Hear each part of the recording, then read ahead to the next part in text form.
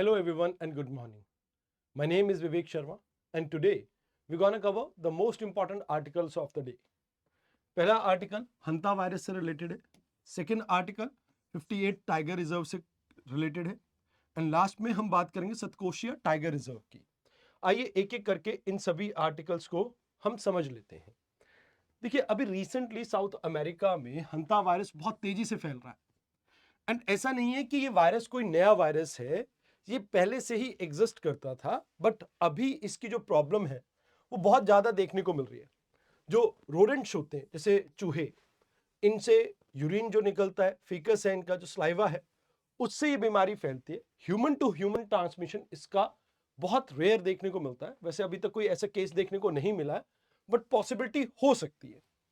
अब हंता virus pulmonary syndrome जो है ये अमेरिका में मेजरली आपका देखने को मिलता है, where as haemorrhagic fever with renal syndrome जो किडनी को इंपेक्ट करता है वो आपको यूरोप और एशिया दोनों देशों में मतलब दोनों कॉन्टिनेंट में देखने को मिलता है।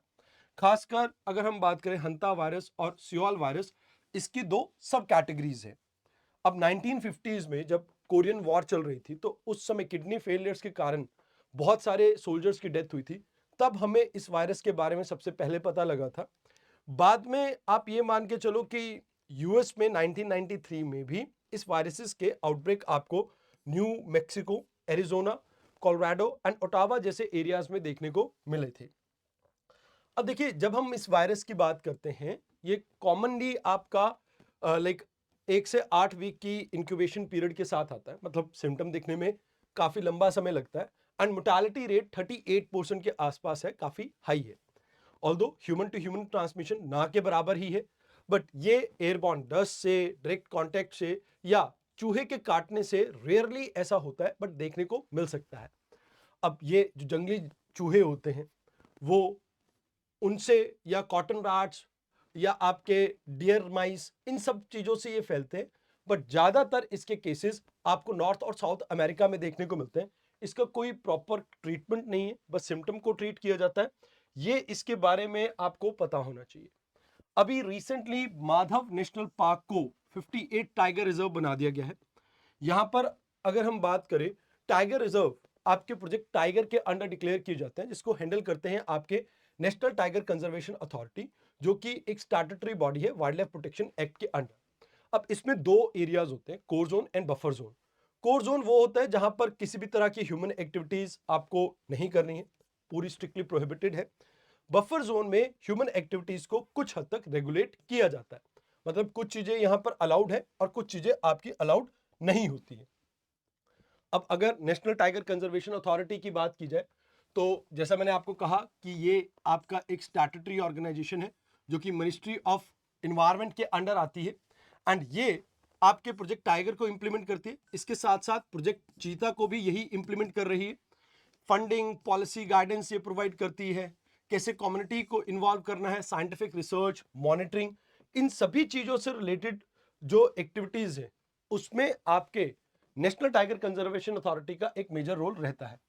अब अगर बात की जाए तो क्या पोटेंशियल थ्रेट है, उसके अकॉर्डिंगली प्लेस को आप आइडेंटिफाई करते हो। फिर साइंटिफिक असेसमेंट की जाती है कि क्या वो area biologically and ecologically tiger के लिए सूटेबल है एंड फिर प्रपोजल एक सबमिट किया जाता है मिनिस्ट्री ऑफ इन्वायरमेंट को, जहां पर नेशनल टाइगर कंजर्वेशन अथॉरिटी इसे अप्रूवल देती है एंड फिर मिनिस्ट्री ऑफ इन्वायरमेंट इसे नोटिफाई करती है। ऐसे एक टाइगर रिजर्व आपका डिक्लेयर किया जाता है। अब माधव नेशनल पार्क ये लोकेटेड है, अब ये टाइगर रिजर्व भी बन चुका है। तो हमें यह पता होना चाहिए wild life sanctuary, national park और टाइगर रिजर्व में क्या फर्क होता है। तो नेशनल पार्क आपका वाइल्ड लाइफ एंड बायोडाइवर्सिटी को कंप्लीटली प्रिजर्व करने के लिए बना होता है एंड इसमें majority time human activities prohibited होती है। ये हाईएस्ट लेवल ऑफ प्रोटेक्शन में आता है वाइल्ड लाइफ प्रोटेक्शन एक्ट के, जैसे जिम कॉर्बेट। अब वाइल्ड लाइफ सेंचुरीज की बात की जाए, प्रोटेक्टेड एरिया है, ह्यूमन एक्टिविटीज थोड़ी बहुत अलाउ की जाती है, जैसे ग्रेजिंग, टूरिज्म यहां पर अलाउड है। बट यहां अगर आप देखें वाइल्ड लाइफ प्रोटेक्शन एक्ट के अंडर प्रोटेक्टेड तो है बट प्रोटेक्शन थोड़ी कम है, जैसे भरतपुर बर्ड सेंचुरी। ऐसे ही टाइगर रिजर्व की बात की जाए तो प्रोजेक्ट टाइगर के अंडर ये टाइगर को कंजर्व, एक पर्टिकुलर स्पीशीज को कंजर्व करने के लिए बनाया जाता है, जहां पर कोर एरिया में ह्यूमन एक्टिविटीज प्रोहिबिटेड है, बफर जोन में हम रेगुलेट करते हैं एंड इसे गवर्न करता है नेशनल टाइगर कंजर्वेशन अथॉरिटी, जो कि वाइल्ड लाइफ प्रोटेक्शन एक्ट के अंडर आता है, जैसे सुंदरबन, बांदीपुर एंड ऐसे कई आपके टाइगर रिजर्व्स आ जाते हैं। अब देखिए टाइगर रिजर्व या टाइगर को लेके क्या मेजर थ्रेट देखने को मिलता है। पोचिंग एक सबसे बड़ा है, क्लाइमेट चेंज की वजह से भी टाइगर की पॉपुलेशन के ऊपर इंपैक्ट आ रहा है, वाइल्ड एंड ह्यूमन एनिमल्स के बीच में, wild life and human animal के बीच में कॉन्फ्लिक्ट भी एक मेजर रीजन है, एंड फ्रीक्वेंटली ह्यूमन इंक्रोचमेंट यानी जो हैबिटेट डिस्ट्रक्शन है, ये भी एक मेजर प्रॉब्लम देखने को हमें मिलती है। अब टाइगर सेंसस जो रिसेंट हमारा 2022-23 में कंडक्ट किया गया था, उसके अकॉर्डिंगली 3682 टाइगर्स इंडिया में एग्जिस्ट करते हैं, एंड मध्य प्रदेश के पास हाईएस्ट डेंसिटी देखने को मिलती है। एंड मध्य प्रदेश वो आपकी स्टेट है जहां पर सबसे ज्यादा टाइगर्स देखने को मिलते हैं, उसके बाद Karnataka, Uttarakhand and then Maharashtra. Project tiger 1973 में आपका इनिशिएट किया गया था, एंड ये नेशनल टाइगर कंजर्वेशन अथॉरिटी जो है ये इसको इंप्लीमेंट करती है, एंड ये स्ट्रिक्टली आपका रेगुलेटेड है वाइल्ड लाइफ प्रोटेक्शन एक्ट के अंडर। एमस्ट्रिप हमारी एक टेक्नोलॉजी ड्रिवन मॉनिटरिंग सिस्टम था, जिससे हम टाइगर की पॉपुलेशन को प्रिजर्व करने की बात करते। देन सेंट पीटरबर्ग डिक्लेरेशन 2010 में आई थी, जहां पर हमारा गोल था कि हम T/2 टाइगर की पॉपुलेशन को डबल करेंगे।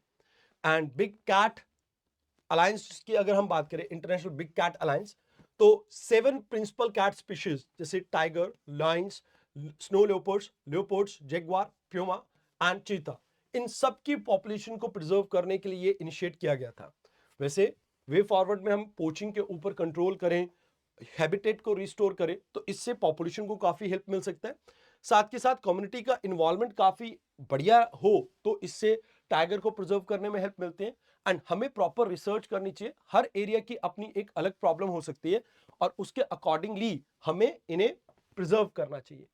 आइए अब बात करते हैं कि माधव टाइगर रिजर्व में आपको क्या कुछ देखने को मिलता है। देखिए ये आपका चंबल रीजन जो है मध्य प्रदेश का, वहां पे लोकेटेड है, जहां पर आपको डेसिडुअस ट्री देखने को मिलते हैं, क्योंकि रेनफॉल काफी कम है इस एरिया में। तो टीक, साल, ढोक, ये आपके कुछ ट्रीज है जो यहाँ पर देखने को मिलते हैं।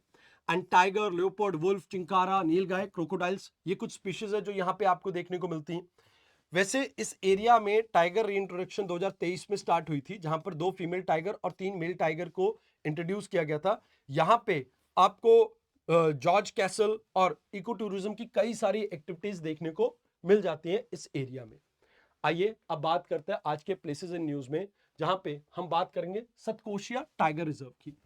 सतकोशिया टाइगर रिजर्व आपका रिसेंटली टाइगर रीइंट्रोडक्शन प्लान की वजह से न्यूज में रहा है, और यहां पर कुछ लोगों को डिस्प्लेस किया जाएगा, जिसकी वजह से कुछ कंट्रोवर्सी यहां पे चल रही है। इसे एस्टैब्लिश 2007 में उड़ीसा के अंदर किया गया था। डेसिडुअस फॉरेस्ट यहां पर देखने को मिलता है, साल, टीक, बैम्बू, ये आपका काफी प्रोमिनेंट है। यहाँ पे एलिफेंट, लेपर्ड्स, डियर, मगर, घड़ियाल और ऐसी बहुत सारी आपको बर्ड्स की स्पीशीज यहां देखने को मिलती है, जो कुछ माइग्रेटरी नेचर की भी होती हैं। अब ये टाइगर पॉपुलेशन इसके अंदर कॉन्स्टेंटली आपकी डिक्लाइन की थी, जैसे 2007 में यहाँ पर 12 टाइगर थे एंड 22 आते आते एक भी टाइगर यहाँ पे नहीं बचा। तो कहा जा रहा है कि भाई यहाँ पे टाइगर इंट्रोडक्शन के लिए मध्य प्रदेश से हमने टाइगर्स को रीलोकेट किया था। अब अगर सतकोशिया की बात की जाए तो ये आपका सतकोशिया टाइगर रिजर्व है, इसकी लोकेशन थोड़ा देख लीजिए, सेंट्रल पार्ट में है उड़ीसा के। एंड अभी रीइंट्रोडक्शन प्लान को एक बार फिर से एस्टैब्लिश करने की बात की जा रही है, जहां पर प्रे यानी कि शिकार की पॉपुलेशन सबसे पहले हम इंक्रीज करने की कोशिश करेंगे, ताकि हम एक वायबल टाइगर की पॉपुलेशन यहां पे इंश्योर कर सके। तो आज के डिस्कशन में इतना ही था। आई होप आपको डिस्कशन अच्छी लगी हो। जाने से पहले वीडियो को लाइक जरूर से कर देना। धन्यवाद।